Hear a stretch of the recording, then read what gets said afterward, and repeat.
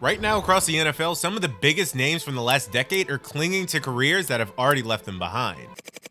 These aren't just all washed players on terrible teams.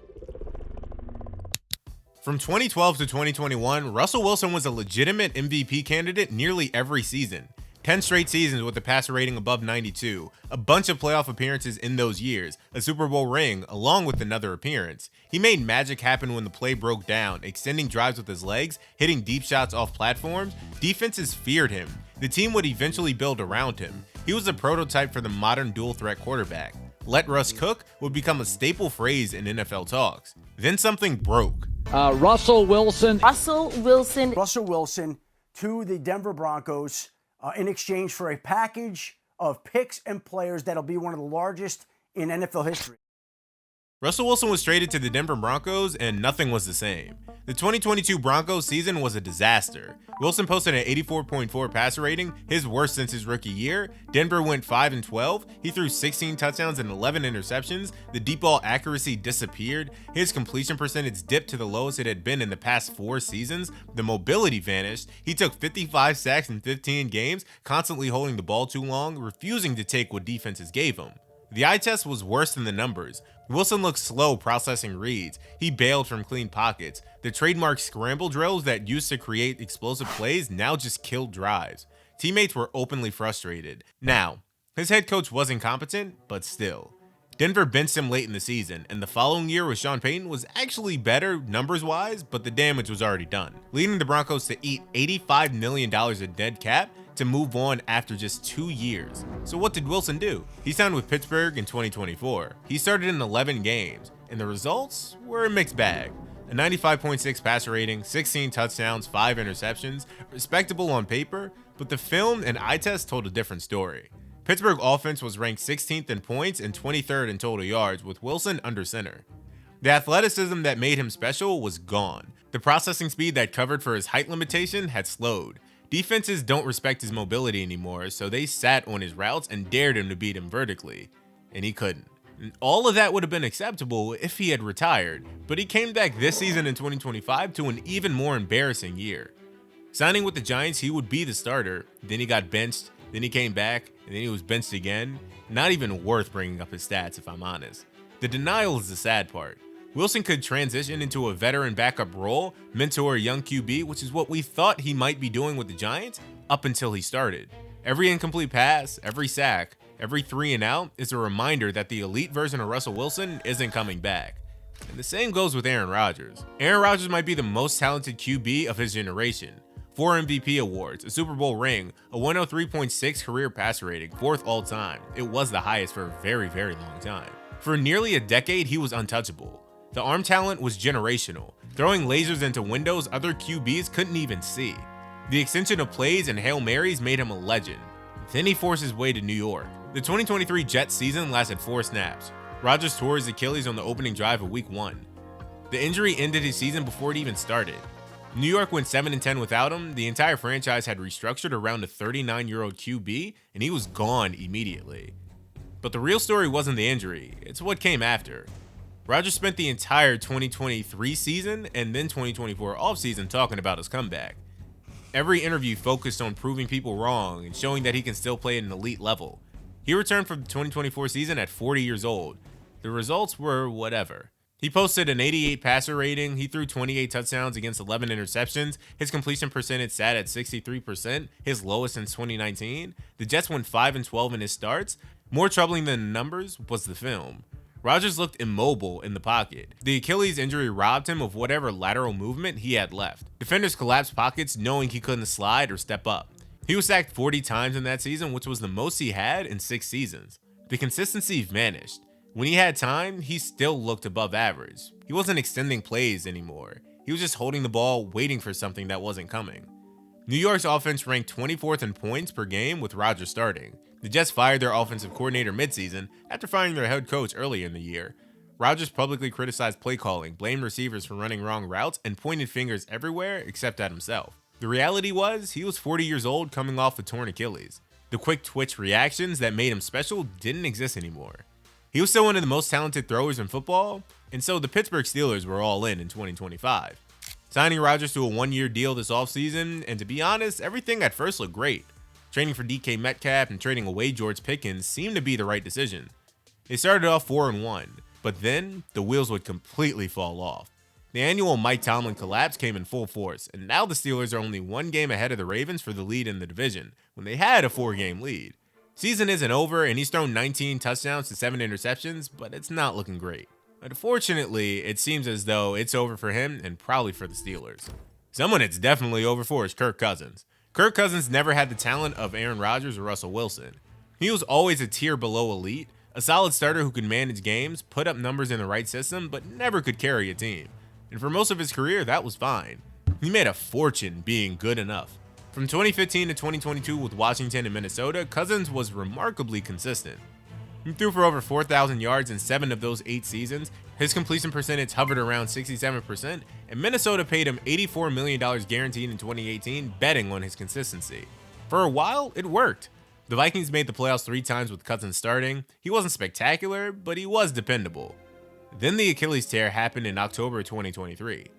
Cousins was having a solid season before the injury, 2,331 yards, 18 touchdowns, 5 interceptions through 8 games. Then his Achilles snapped. Season over. Minnesota would eventually miss the playoffs. The entire franchise had been built around an older quarterback who had just snapped his Achilles. It was a contract year, and the Vikings made the bet to let him walk and focus on getting a new QB in Sam Darnold and JJ McCarthy. Atlanta didn't care. He had just come off that injury. They signed him to a 4-year, $180 million contract in March of 2024. $100 million were guaranteed. For a 36-year-old coming off a torn Achilles, the deal made headlines for all the wrong reasons.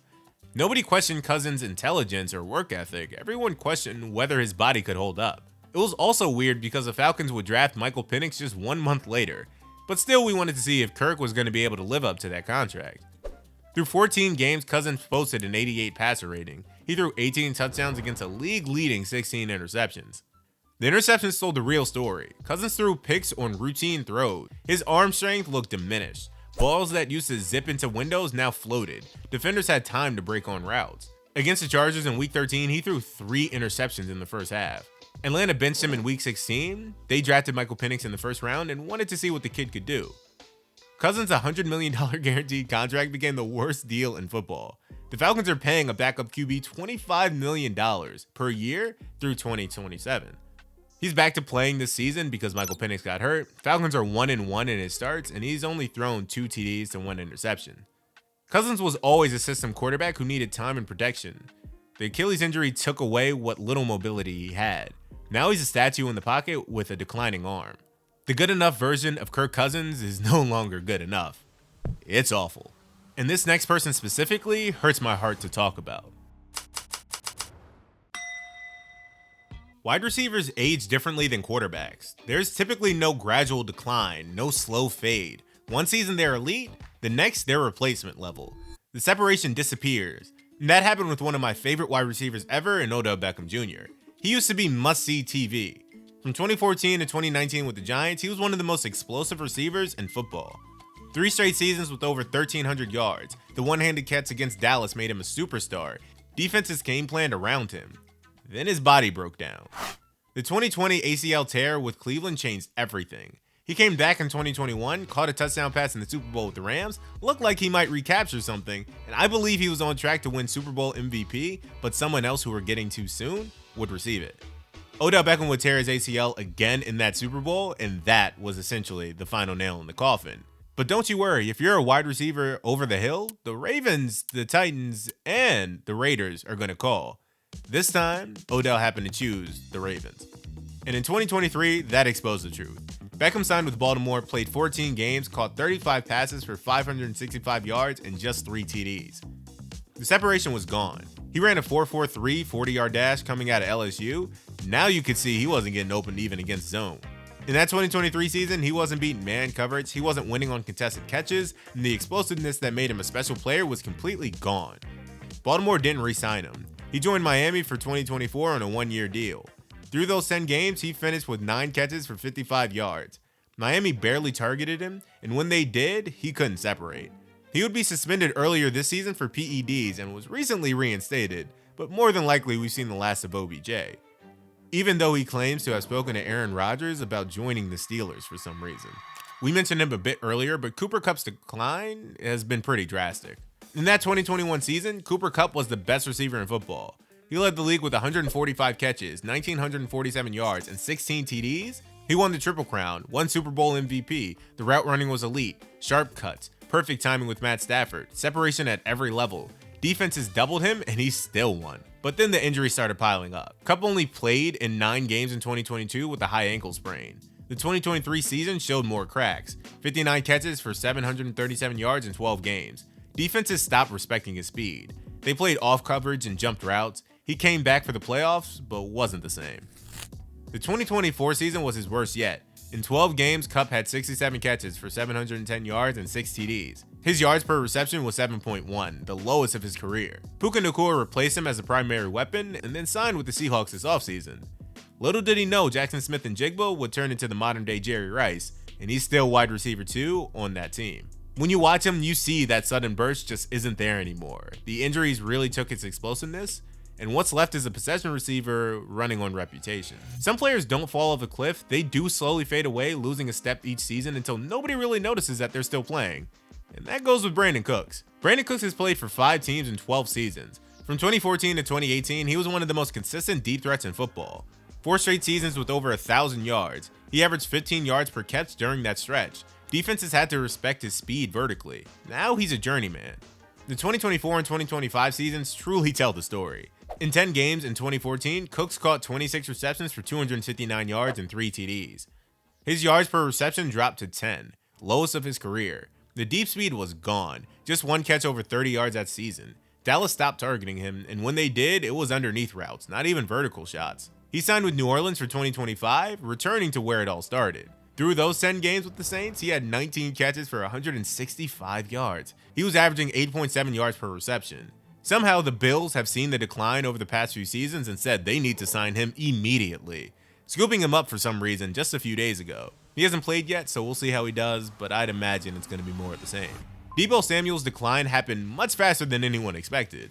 In 2019 and 2022, he was one of the most versatile weapons in football. The 2021 season was his peak. 77 catches for over 1,405 yards and 6 receiving touchdowns, plus 365 rushing yards and 8 rushing TDs. San Francisco used him everywhere, split out wide, in the slot, in the backfield. Defenses couldn't match up with him. Then his body started breaking down.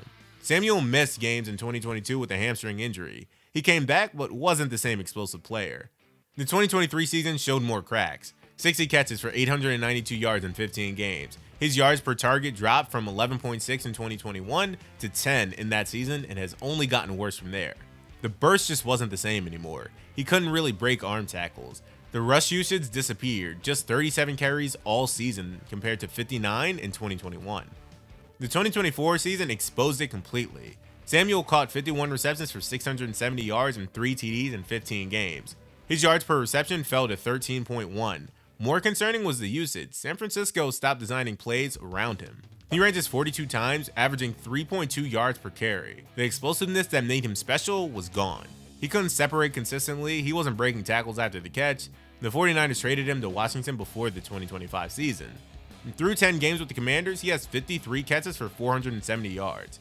He's averaging 8.9 yards per reception.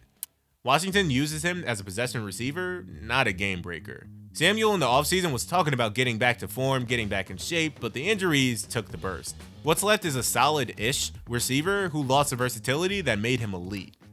Teams still value him, but not as a centerpiece. And the same would go for some of these defensive players. Defense ages differently than offense. There's no passer rating to track, no receiving yards to measure. The decline shows in missed tackles, slower pursuit angles, players that used to make plays but don't anymore. And for some of the greatest defensive players of the last decade, that decline is happening right now. Cam Hayward was a force of nature for over a decade in Pittsburgh. 7 Pro Bowls from 2017 to 2024. He dominated the line of scrimmage, collapsing pockets, eating double teams, making plays sideline to sideline. In that stretch, he averaged 8 sacks per season. He was the anchor of Pittsburgh's defense, the guy who made everyone around him better. Opposing offensive coordinators game planned around him. Then Father Time showed up. Now he's 36 years old, playing in 2025 with 1.5 sacks through 11 games. The Steelers are 6-5, their defensive line isn't the strength it used to be. Hayward is still a leader, still commands respect in the locker room, but on the field, he's a replacement level starter playing on reputation. Every snap shows a player who lost his explosiveness over the offseason. It may be too soon to call time of death on his career, but given our next example, I think it might be right. Cam Jordan's story mirrors Hayward's almost exactly. Jordan was a monster for New Orleans from 2013 to 2021. He had 8 Pro Bowls, averaged 11 sacks per season from 2013 to 2019. The combination of power and technique made him nearly unblockable. He could speed rush, bull rush, swim move, pass tackles like they weren't there. New Orleans built their defense around him. The decline started around 2022. Jordan posted 8.5 sacks in 16 games, but the pressure rate dropped significantly. He wasn't winning one-on-ones consistently anymore. The 2023 season was worse, just 2 sacks in 17 games. His tackle numbers stayed decent at 43 combined, but the impact disappeared. The 2024 season showed a player completely past his prime. Jordan recorded 4 sacks and 34 combined tackles in those 17 games. His snap count dropped from 70% in 2023 to 48% in 2024. New Orleans defense ranked 19th in points allowed and 30th in total yards.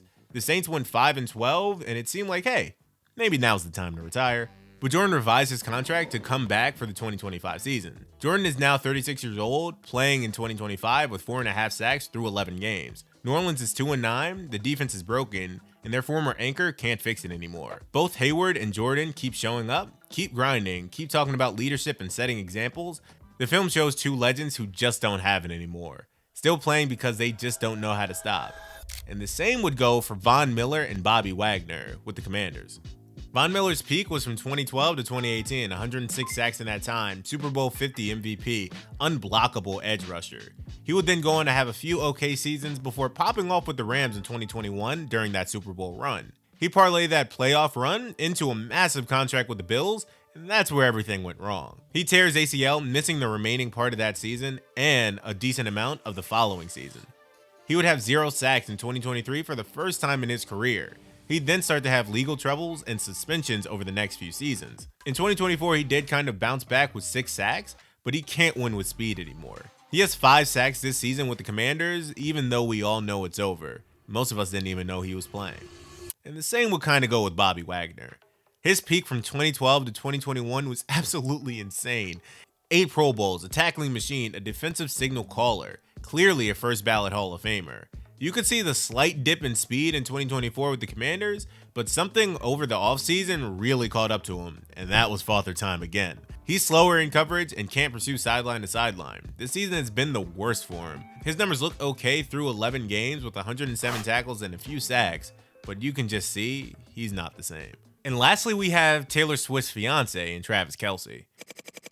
Travis Kelce defined the tight end position for a decade. From 2015 to 2023, he wasn't just one of the best tight ends in football, he was one of the most dominant offensive weapons in league history. 7 straight seasons with over 1,000 receiving yards, 8 Pro Bowls, 3 Super Bowl rings, he could line up in the slot and split out wide. Defenses couldn't match up with him. Too big for cornerbacks, too fast for linebackers, too smart for zone coverage. In that time, him and Mahomes would break countless records, and Travis would break the record for most receiving yards by a tight end in NFL history in 2020 with 1,416. The 2023 season showed the first cracks. Kelce caught 93 passes for 984 yards and 5 touchdowns in 15 games.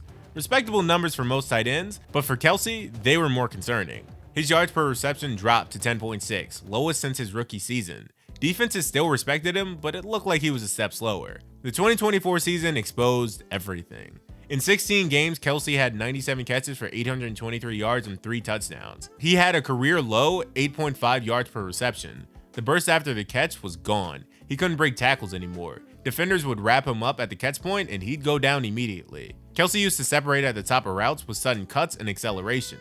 Against Buffalo in Week 11, Kelce caught 2 passes for just 8 yards. The Bills played single coverage and he just couldn't beat it. The Chiefs managed to make the Super Bowl, eventually getting blown out by the Eagles, and Kelce really didn't show up in that game either, having just 4 catches for 39 yards. Kelce turned 35 in October, the same age as Gronk. Every interview sounded confident, still talks about competing for championships, but the film shows a tight end who had lost his separation ability just a few seasons ago. The football IQ is still elite, but the physical tools that made him unstoppable are gone. In 12 games so far, he has looked better than last year, to be fair, getting 719 yards with 5 TDs, but it's now more obvious he just can't dominate like he used to. The elite version left after 2022. What remains is a veteran role player on the best team in football over the past few seasons.